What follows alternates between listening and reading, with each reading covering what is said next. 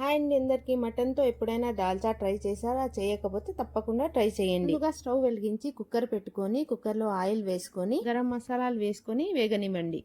వేగిన తర్వాత సన్నగా కట్ చేసుకున్న ఆనియన్స్ వేసుకొని బ్రౌన్ కలర్ లో చేంజ్ అయిన తర్వాత జింజర్ గార్లిక్ పేస్ట్ వేసి పచ్చివాసన వెళ్లేంత వరకు వేయించుకోవాలి. జింజర్ గార్లిక్ పేస్ట్ వేగిన తర్వాత 2 కట్ చేసుకున్న టమాటా వేసుకొని ఆయిల్ పైకి వచ్చేంత వరకు వేయించుకోవాలి. ఇప్పుడు దీంట్లో మిర్చి పౌడర్, ధనియా పౌడర్, పసుపు, ఉప్పు వేసి బాగా వేయించుకోవాలి. కడిగి పెట్టుకున్న మటన్ వేసుకోవాలి. ఇక్కడ నేను మసాలాలు కొంచెం తక్కువ వేస్తున్నాను, కొంచెం ఎక్కువ వేసుకోండి. మటన్ వేసిన తర్వాత ఒక 5 మినిట్స్ కలుపుకుంటూ కుక్ చేసుకొని కొత్తిమీర, పుదీనా వేసుకొని బాగా కలుపుకున్న తర్వాత కట్ చేసుకున్న సొరకాయ వేసి వాటర్ వేసుకోవాలి. ఇక్కడ నేను శనగపప్పు ఒక బాక్స్ లో వేసి దీంట్లోనే పెట్టేస్తున్నాను. మీరు కావాలంటే మీరు సపరేట్ గా కుక్ చేసుకోవచ్చు. ఇలా పెట్టుకొని కుక్కర్ మూత పెట్టేసి ఒక 5 విజిల్స్ రానివ్వాలి. 5 విజిల్స్ పెట్టుకుంటే మటన్ తో పాటు పప్పు కూడా ఉడికిపోయి ఉంటుంది. పప్పుని గ్రైండ్ చేసి పక్కన పెట్టుకోవాలి. ఇప్పుడు గ్రైండ్ చేసుకున్న పప్పు పేస్ట్ దీంట్లో వేసేసుకొని కరివేపాకు, చింతపండు రసము, వాటర్ వేసి బాగా ఉడకనివ్వాలి.